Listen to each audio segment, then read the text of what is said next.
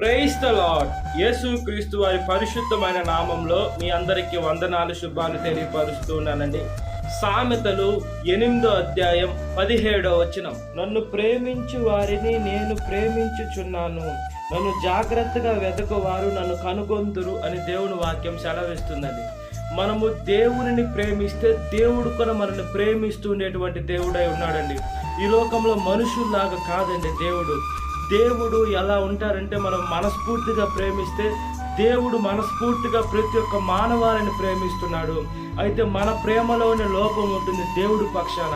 ఈ లోకంలో మోసం చేసే మనుషుల్ని మనం ప్రేమిస్తున్నాం.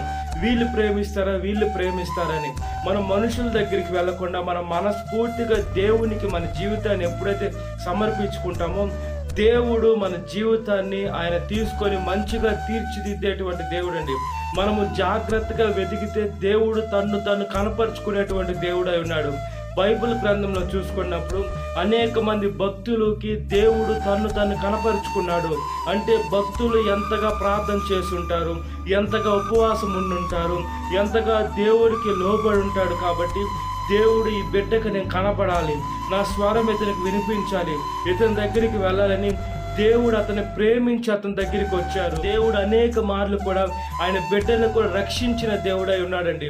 అదే పాత నిబంధనలో ఏ దేవుడు అయితే ఉన్నాడో ఇప్పుడు కొత్త నిబంధనలో కూడా అదే దేవుడు ఉన్నాడు. అయితే మనుషులే తక్కువైపోతున్నారు, మనుషులే ప్రేమ తగ్గిపోతుంది, మనుషులు దేవుని వాక్యానుసారంగా జీవించకుండా మనుషులు ఈ లోకంలో చెత్తగా జీవిస్తున్నారు. కాబట్టి మనము దేవుని వాక్యానుసారంగా మనం నడవకుండా ఉన్నామండి. కాబట్టి ఈ లోకంలో మనం చాలా జాగ్రత్తగా మనము దేవునిని వెంబడించేటువంటి బిడ్డలుగా ఉండాలి. దేవుడు ఖచ్చితంగా ఆయన బిడ్డని ఆయన వదిలేటువంటి దేవుడు కాదు. ఆయన పట్టుకొని మనల్ని మంచిగా ఆయన సేవలో తీసుకొని వెళ్తారు. ఈ లోకంలో శ్రమలు, బాధలు, కష్టాలు, ఇబ్బందులు కలిగినా కూడా దేవుడు మనల్ని ఆయన సేవలోకి వాడుకునేటువంటి దేవుడే ఉన్నాడండి. ఇప్పుడు సేవ చేయడం చాలా కష్టమైపోయింది. దేవుని బిడ్డలను చెప్పుకునే దానికి అనేక మంది భయపడుతున్నారు. ఇలాంటి కాలంలో మనం జీవిస్తున్నాం. అయినా కూడా మనము దేవుని వాక్యానుసారంగా జీవిస్తే మనం ఈ లోకంలో ప్రాణాన్ని కాపాడుకుంటే పరలోకంలో ఉండదండి, ప్రాణం ఉండదు.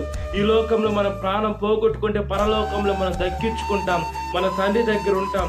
ఈ కొద్ది సంవత్సరంలో మనం 70, 80, ఇప్పుడైతే 50, 60 సంవత్సరాలుగా చనిపోతున్నారు. ఈ కొద్ది కాలం ప్రాణం ఇక్కడ కాపాడుకోకుండా మన తండ్రితో ఉండాలి. కాబట్టి ఆయన వాక్యానుసారంగా బ్రతుకున్నట్లుగా ప్రార్థన. మహాపరిశుద్ధాత్మదేవ, మా ప్రియ పరలోకపు తండ్రి, ఒకసారి జ్ఞాపకం చేసుకోమని అడుగుచున్నాను. ఈ లోకంలో కపటమైన మనుషుల దగ్గరికి వెళ్లకుండా వేసే పరిశుద్ధమైన మీ దగ్గరికి వచ్చే మంచి మనసును దయచేయండి. మేము జాగ్రత్తగా వెతికితే మిమ్మల్ని మీరు కనపరుచుకునే దేవా, స్తోత్రమయ్యా. మీరు గొప్ప దేవుడు, మీరు పరిశుద్ధమైన దేవుడు, మీరు నమ్మదగిన దేవుడయ్యా. భూమి ఆకాశం గతించినా మీ మాటలు గతించవు. కాబట్టి మీకు లోబడే బిడ్డగా, మీ వాక్యానుసారంగా బ్రతికే బిడ్డగా, మీ చిత్తాన్ని నెరవేర్చే బిడ్డగా మేము ఉండునట్లుగా ప్రాధేయపడుతున్నాం. సాతాను ఎవరిని మింగుద్రాన్ని గర్జించు సింహం వల్ల నోరు తెరుచుకొని ఉన్నాడయ్యా. ఈ లోకానుసారంగా ఎవరైతే బతుకుతూ ఉంటారో సాతాను అమాంతంగా మింగేస్తుంది. కాబట్టి ఈ లోకంలో మేము చాలా జాగ్రత్తగా మిమ్మల్ని వెతికేటువంటి బిడ్డలుగా ఉంటే మీరు ఖచ్చితంగా మిమ్మల్ని మీరు కనపరుచుకొని మీ బిడ్డలతో మీరుండి మీరు నడిపించేటువంటి దేవుడయ్యా. అందరి దేవుళ్ళలాగా మా దేవుడు ఏదో ఒక చెట్లోనో, ఒక విగ్రహంలో, ఒక ఫోటోలో ఉండే దేవుడు కాదు. మా దేవుడు ఆది సంపూర్ణుడై ఉన్నాడు, జీవం కలిగిన దేవుడై ఉన్నాడు, మాట్లాడేటువంటి దేవుడై ఉన్నాడు. కాబట్టి ఒకసారి జ్ఞాపకం చేసుకోమని అడుగుచున్నామయ్యా. సాతాను శోధన ప్రతి ఒక్క బిడ్డని విడుదల దయచేయమని, ఈ వాక్యం వింటున్న ప్రతి ఒక్క బిడ్డని పేరు వస్తున్న జ్ఞాపకం చేసుకుని దినకాలపు దీవెనతో నింపమని యేసుక్రీస్తు వారి పరిశుద్ధమైన నామములో మిక్కిలి వినయం తలుచున్నాను నా పరలోక తండ్రి. ఆమేన్. Praise the lord. God bless you. Have a great day.